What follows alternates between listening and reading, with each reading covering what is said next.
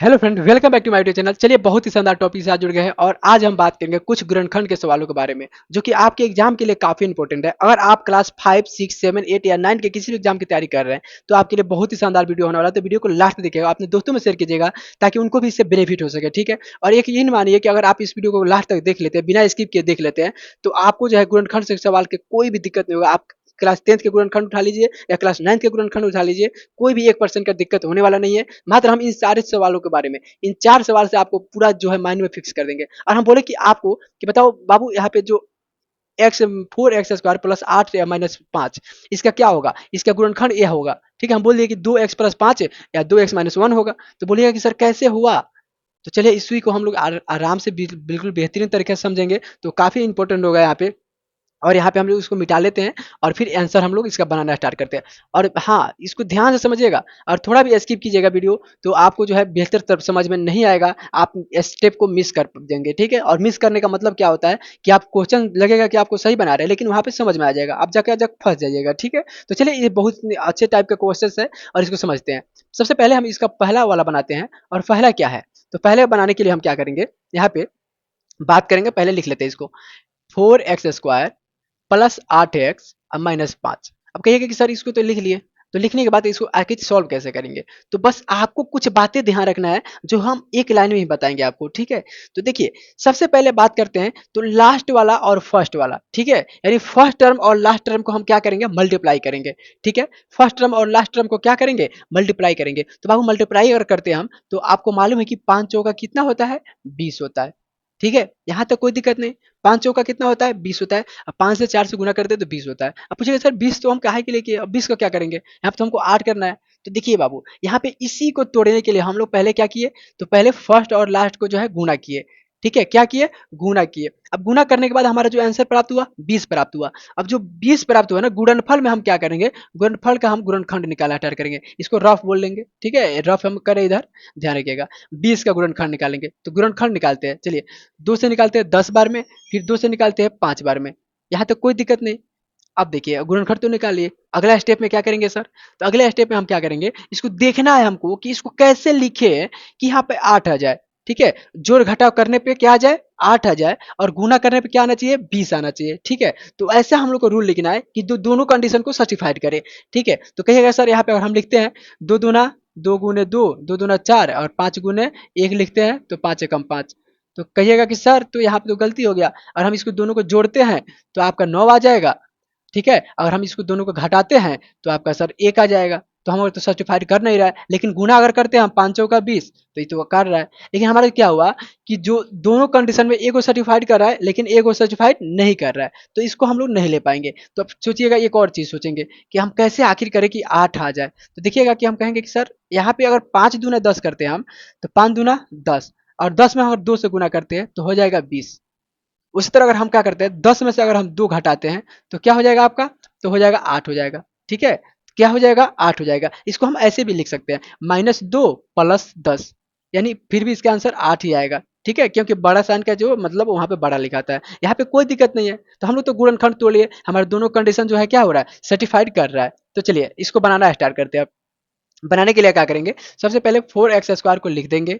अब इसको तोड़ना है दो भागों में, तो तोड़ लिए, एक माइनस का और एक प्लस का। तो हम लिख लेते हैं यहाँ पे माइनस का 2x और प्लस का 10x, और फिर माइनस का 5। यहाँ पे अभी समझ में नहीं आया होगा। ठीक है, बताएंगे अभी कैसे।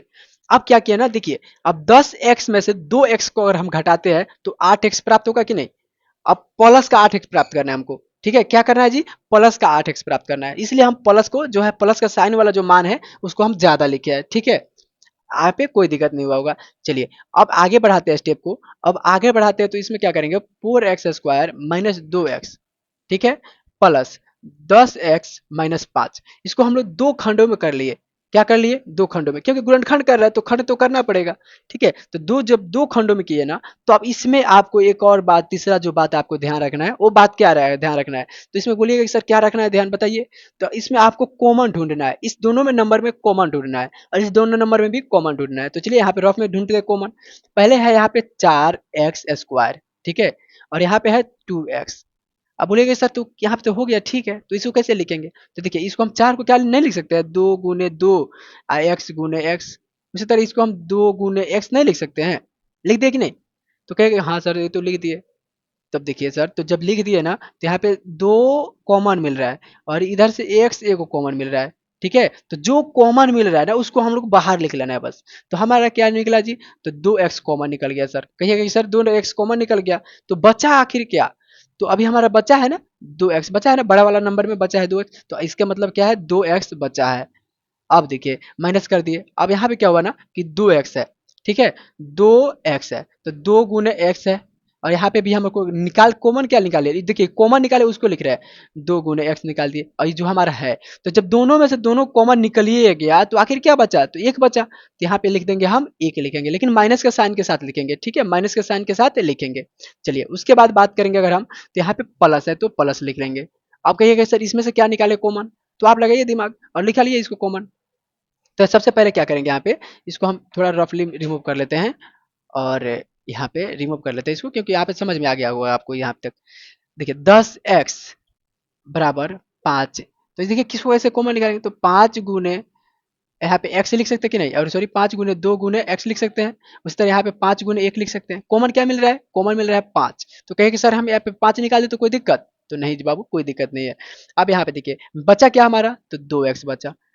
अब यहाँ पे क्या बचा, माइनस है, 5 है, 5 गुने 1, और यहाँ पे 5 गुने 5 गुने 1, यानी दो कॉमन मिल गया, तो क्या बचा हमारा, तो एक बचा। लेकिन एक माइनस का बचेगा, क्यों माइनस का एक बचेगा, क्योंकि माइनस का साइन है। और ऐसे बात करा जाता है, कभी भी इसको मल्टीप्लाई किया जाता है, दोनों को मल्टीप्लाई किया जाता है, इस साइन को मल्टीप्लाई किया जाता है। ठीक है, तो जो प्लस माइनस क्या होता है जी, माइनस होता है, प्लस माइनस क्या होता है, माइनस होता है। आपको यहाँ तक याद होगा कि प्लस माइनस क्या होता है, अगर आपको जो है चिन्ह के बारे में नहीं जानकारी है तो आप हमारे पिछले वीडियो को जाकर देख सकते हैं, वहाँ पे चिन्ह के बारे में बताया गया है। ठीक है, तो क्या हो जाएगा हमारा, यहाँ पे माइनस का हो जाएगा। अब कहिएगा सर तो यहाँ तक तो कर दिए, अगला स्टेप में क्या करेंगे, तो देखो अगला स्टेप में कुछ नहीं करेंगे, अंदर वाला देखना है कि एक जैसन है कि नहीं। तो अगर देखते हैं हम तो देख रहे हैं कि यहाँ पे भी है 2x-1 और इधर भी है 2x-1।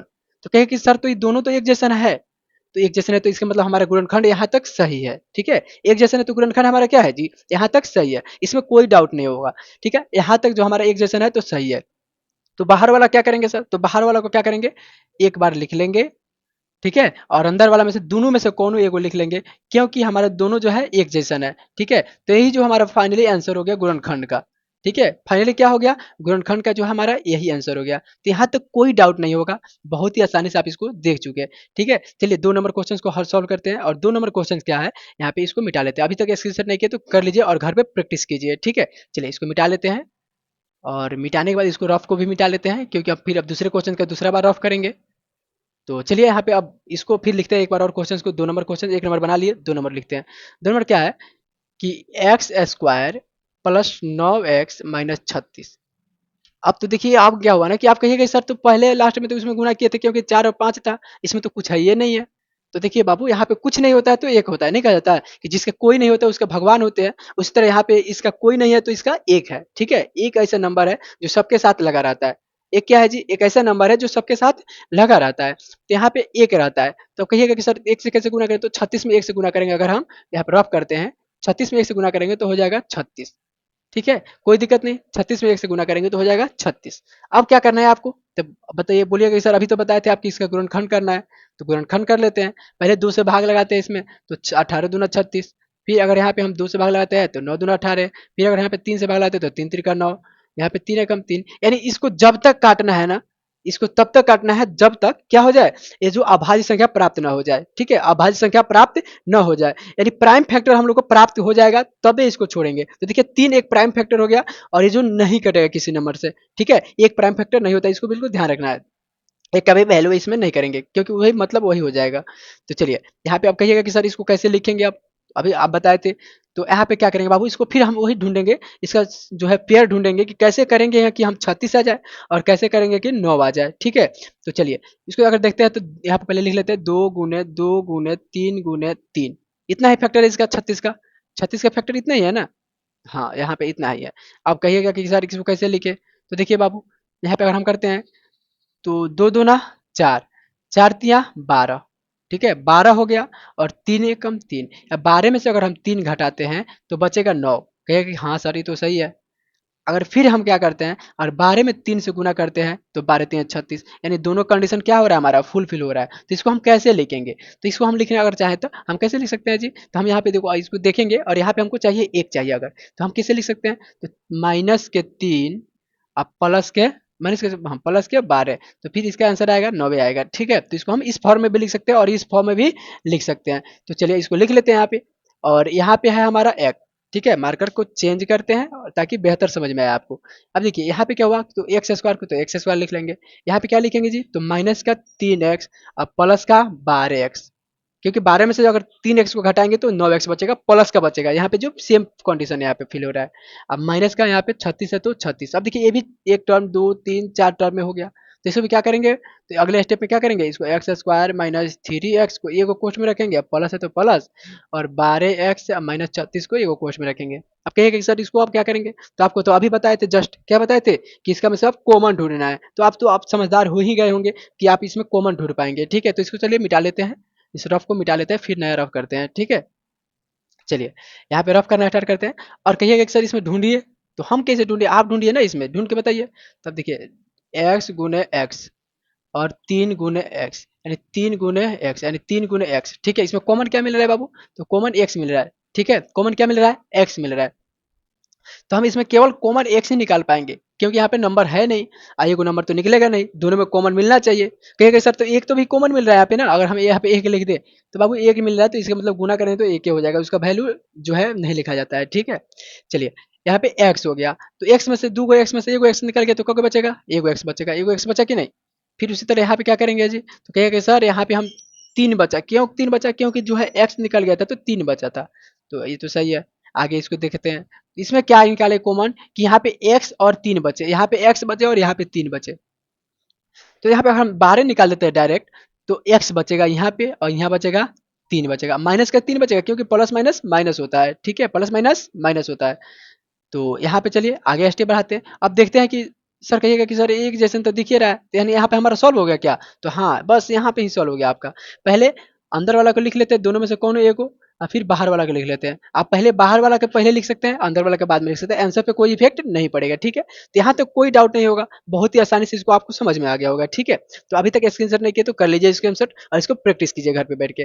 चलिए 3 नंबर 2 नंबर हो गया, 2 नंबर के बाद अगर हम बात करते हैं आपके, तो कहेंगे कि सर 3 नंबर, तो देखिए बाबू अब 3 नंबर हम अब बनाएंगे नहीं, क्योंकि 3 नंबर नहीं बनाएंगे ना, क्योंकि जो है वीडियो बहुत लंबा हो जाएगा और आपको इस बस समझाना ही था, मेरा पर्पज क्या था आपको समझाना, ये नहीं कि सवाल ज्यादा हल कराया है, ज्यादा लंबा चौड़ा वीडियो बनाया है, तो वैसे नहीं है, बस आपको कॉन्सेप्ट समझ में आया होगा। ठीक है, तो आप कमेंट बॉक्स में यस लिखिएगा, यस सर लिखिएगा। ठीक है, कॉन्सेप्ट समझ में आएगा हो तो क्या लिखिएगा, यस सर लिखिएगा, और कॉन्सेप्ट समझ में नहीं आया होगा और डाउट हुआ होगा तो आप नो सर लिखिएगा। ठीक है, नो सर लिखिएगा, नो सर लिखिएगा, दोनों कमेंट आपको यस नो करना है। और यस नो करेंगे, मुझे उम्मीद है कि आपको बेहतर समझ में आ गया होगा। कि आपको लाइक कर देना है, चैनल को सब्सक्राइब कर देना है, अपने 10 दोस्तों में शेयर कर देना है, ताकि उनको भी इससे बेनिफिट हो सके। और ऐसे ही नए नए ट्रिक के साथ और नए नए कॉन्सेप्ट सीखने के लिए हमारे साथ जुड़े रहिए। मिलते हैं अगले वीडियो में, तब तक के लिए धन्यवाद।